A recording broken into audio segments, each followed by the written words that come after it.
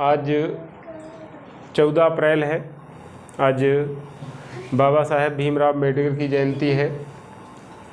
आज का दिन केवल जो है एक व्यक्ति विशेष की जन्मतिथि नहीं है, जन्मदिन नहीं है, बल्कि यह एक विचार, एक क्रांति का प्रतीक है।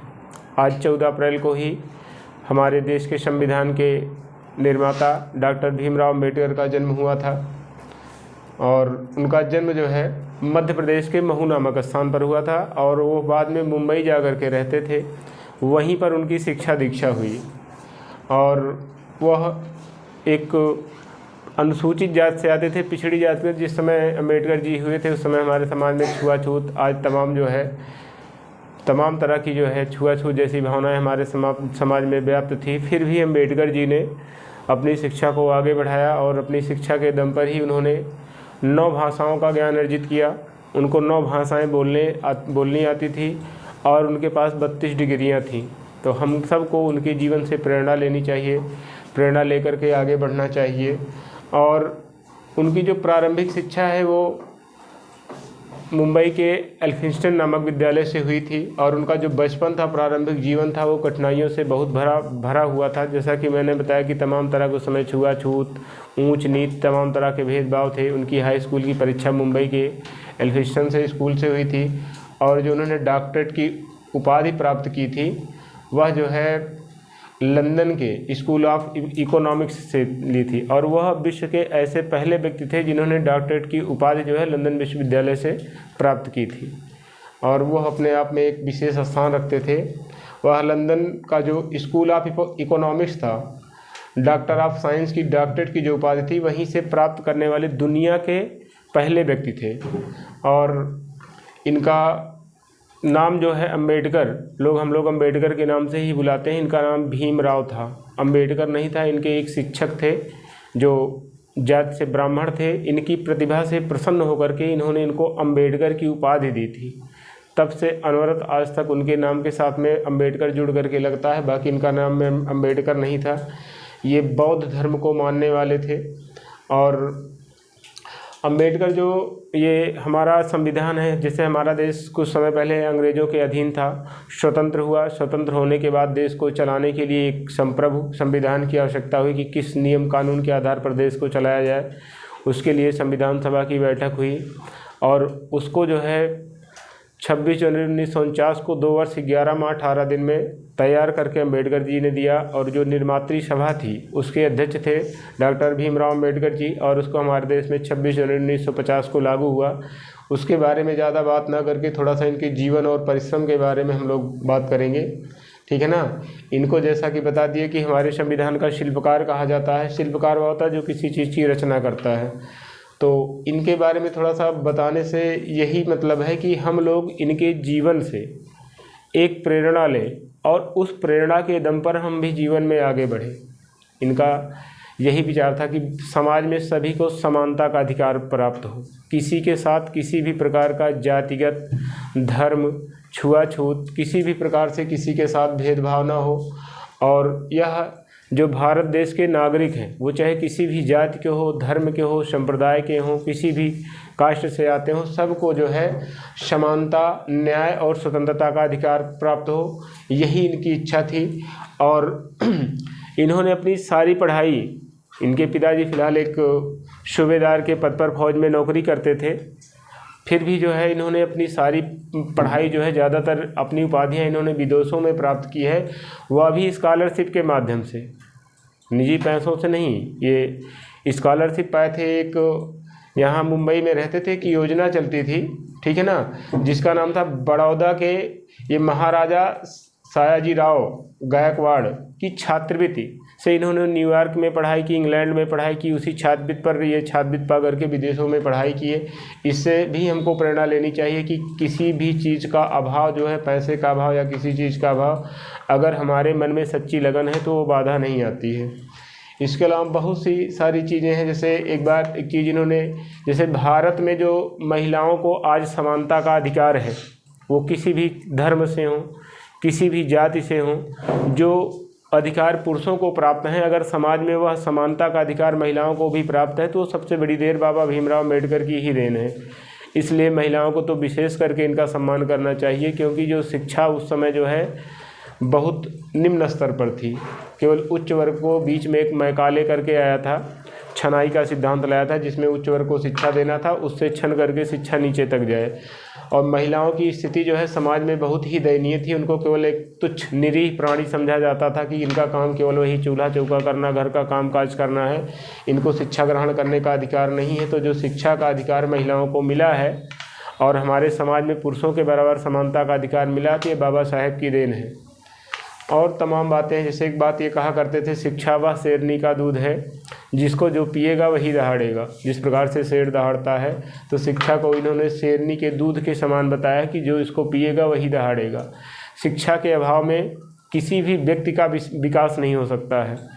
और बहुत सी सारी बातें हैं जो इन्होंने बताया, जो है जो दलित हैं, पिछड़े हैं, बताए। छुआछूत की भावना जो है हमारे समाज में बहुत व्यापक स्तर पर व्याप्त थी, जिसको इन्होंने समाज से दूर करने का प्रयास पूरा किया।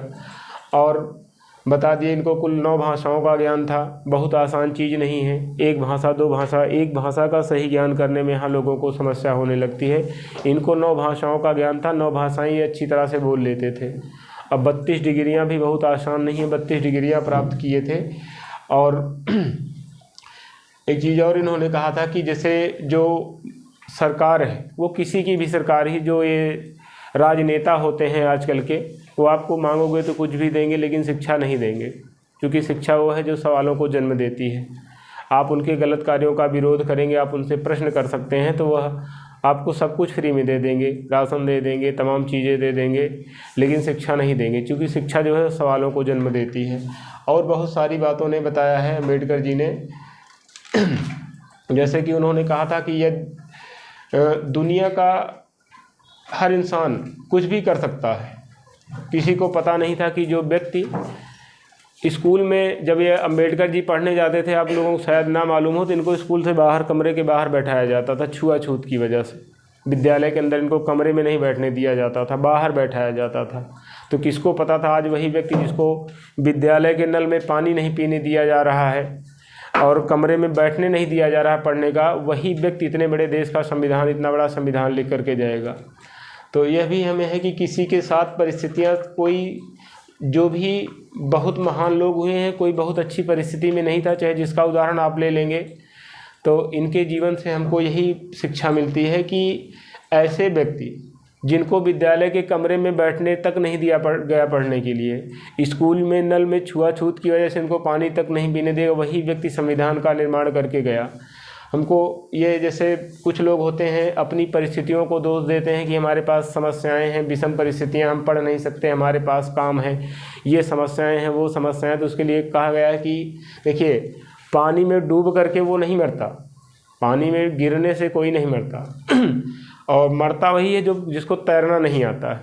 अगर पानी में कोई गिर जाए तो पानी में गिरने से किसी की मौत नहीं होती है, मौत उसके होती है जो तैरना नहीं जानता। जो तैरना जानते हैं वो निकल जाते हैं। तो विषम परिस्थितियों से निकलने के लिए हमको रास्ता खोजना चाहिए, तलाशना चाहिए। कोई विषम परिस्थिति को आड़े लेकर के नहीं बैठना चाहिए कि हमारे पास ये समस्या है, हम इस वजह से नहीं पढ़ सकते या कुछ कर सकते, केवल हमारे सोच की बात है। एक वाक्य मैं हमेशा बोलता रहता हूँ, आज नहीं बहुत दिनों से, अगर मन के हारे हार है और मन के जीते जीत। अगर हम ठान लिए तो जीत है, और हार करके बैठ गए तो हमको कोई जीता नहीं सकता है। अगर मन में हम ठान लिए हमको जीतना है तो कोई हमको हरा भी नहीं सकता है। और शरीर तो हमारा वैसे भी सुख चाहता है। आप शरीर को जितना सुख देंगे उससे ज़्यादा सुख मांगता है, जितना कष्ट आप देंगे उससे ज़्यादा कष्ट सहन करने की क्षमता है इस शरीर में। पहले चले जाओ कुछ दिनों आप अपने माता पिता से, अपने आजा आजी हूँ तो पूछे पहले के लोग कितना काम किया करते थे, वो भी इंसान ही थे। तो काम ना करने की वजह से हमारा शरीर जो है सुस्त पड़ गया है। ये शरीर हमारा बहुत ही बलशाली है, बस इसको सही से प्रयोग करने की ज़रूरत है। बहुत सारी चीज़ें हैं, ठीक है ना। जैसे एजुकेशन जो है, शिक्षा जो है, शिक्षा आपको IAS बना सकती है, भगवान बना सकती है। लोग अम्बेडकर को भगवान की तरह पूछते हैं, क्यों पूछते हैं? उनकी शिक्षा के दम पर। अगर वो आज हमारे देश का संविधान बना करके ना गए होते, इतना महान कार्य करके ना गए होते, तो कोई आज अम्बेडकर जी की पूजा ना करता। तो शिक्षा वो है जो किसी को इंसान से भगवान बना देती है। यह सोच करके आप लोग जितने भी हो शिक्षा ग्रहण करिए। देखिए, शिक्षा ही वह एकमात्र साधन है जो आपको तमाम तरह की परेशानियों से बचा सकता है। केवल नौकरी उद्देश्य मत रखिए शिक्षा का कि हम पढ़ करके नौकरी करेंगे, या बहुत लोग पढ़े लिखे घूम रहे हैं नौकरी नहीं कर रहे हैं। तो नौकरी वही व्यक्ति कर रहा है जो पढ़ा लिखा है। अनपढ़ नौकरी आज के युग में नहीं कर रहे हैं। पहले था ज़माना कि जब कोई नहीं पढ़ा लिखा होता था तो अनपढ़ों को भी नौकरी मिल जाती थी। जो कर रहे हैं वो पढ़े लिखे ही कर रहे हैं। अगर आप सही से शिक्षा ग्रहण किए हैं तो आप कभी भूखे नहीं मर सकते।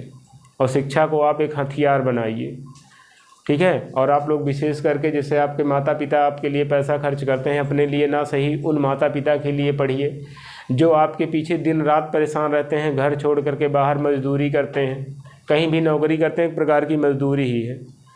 जैसे मैं किसी के यहाँ काम कर रहा हूँ, 15,000 20,000 30,000 पेमेंट पा रहा हूँ, तो एक प्रकार की वो भी नौकरी है। घर परिवार से दूर रह करके आपके लिए मेहनत कर रहे हैं, तो आपका यह फ़र्ज बनता है ना अपने लिए सही उन माता पिता के बलिदानों के लिए हम शिक्षा जरूर ग्रहण करें और अपने आप को सही नागरिक बनाना है, अच्छा नागरिक बनाना। और ये हमारा कर्तव्य भी है कि हम एक अच्छा नागरिक बने। और अच्छा नागरिक केवल शिक्षा ग्रहण करके ही बन सकते हैं। अगर हमारे पास शिक्षा नहीं है तो हम जो है एक पशु के समान हैं।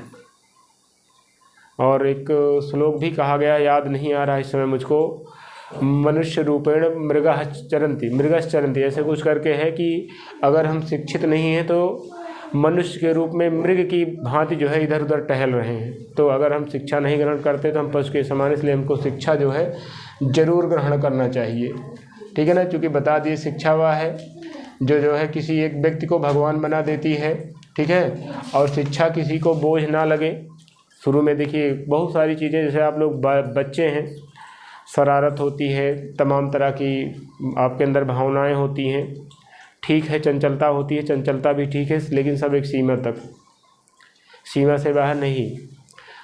आप अपनी चंचलता को भी बनाए रखिए, साथ में अपने माता पिता के बलिदानों को याद रखते हुए अपने माँ बाप को किस परिस्थिति में वो आपको पढ़ा रहे हैं, चाहे जिस भी परिस्थिति में पढ़ा रहे हो, आपको पढ़ा रहे हैं, विद्यालय भेज रहे हैं, कोचिंग भेज रहे हैं, कहीं भी भेज रहे हैं, लेकिन आपको शिक्षा ग्रहण करा रहे हैं, तो आप उनके पैसों को व्यर्थ में ना गंवाइए, मेहनत करके पढ़िए। और सबसे बड़ी चाहे निवेदन समझो, चाहे सुझाव समझो, चाहे सलाह, सभी के लिए आप लोग को अगर शिक्षा के मामले में सही से आगे बढ़ना है तो सबसे बड़ी चीज़ आज के युग में जो बच्चों का दुश्मन बनता जा रहा है वो है सोशल मीडिया। आप सोशल मीडिया से जितना दूर रहेंगे उतने ही आप शिक्षित होंगे। तमाम तरह के ऐप्स आ गए हैं, रील्स आ गई हैं, जिनमें सरकाने में टाइम बीतता जाता है। तो आप लोग अपने माता पिता के बलिदानों को रील्स देखने में, फेसबुक इंस्टा चलाने में, व्हाट्सएप चलाने में ना समय को गंवाएं। उनके मेहनत को, उनके बलिदान को दिमाग में रख करके हमेशा पढ़ाई करें, शिक्षित बने, आगे बढ़े। और अंबेडकर जी की जयंती पर यह संकल्प लें कि हम सभी शिक्षा को अपना हथियार बनाएंगे। यह संकल्प आज सब लोग यहाँ से ले करके जाएं कि शिक्षा को ही हम अपना हथियार बनाएंगे। यह संकल्प आज सब लोग अंबेडकर जयंती पर लें। बस ज़्यादा कुछ ना कह करके अंतिम बार आप लोगों से चाहे सुझाव, आदेश, निवेदन, सलाह कुछ भी समझिए, सोशल मीडिया से दूरी बना करके अपने माता पिता के बलिदानों को याद करते हुए कि वह हमारे लिए किस कदर परेशान हैं, आप अपने पढ़ाई को सही दिशा में ले जाइए, सही मार्ग पे ले जाइए, पढ़ने लिखने में मन लगाइए, पढ़ लिख करके एक अच्छे नागरिक बनिए। नौकरी करिए मत करिए वो अलग की बात है, लेकिन एक अच्छे नागरिक आप ज़रूर बनिए। और ऐसा नहीं, अगर आप अच्छी पढ़ाई किए हैं तो कहीं आप खाली रहेंगे। भगवान सबकी जो है सुनता है, कहीं ना कहीं आपको एडजस्ट जरूर करेगा। नहीं करेगा तो आप जीवन में कभी भी असफल नहीं होंगे। बस यही आप लोगों से अंतिम सुझाव, सलाह और निवेदन फिर से एक बार कि पढ़ाई में आगे बढ़ें और शिक्षा को अपना हथियार बनाएं और शरीर को थोड़ा सा आराम ना दे करके मेहनत के लिए ढालें। जितना मेहनत करेंगे हमारा शरीर उससे ज़्यादा मेहनत करने के लिए तैयार रहता है। जय हिंद, जय भारत। बस।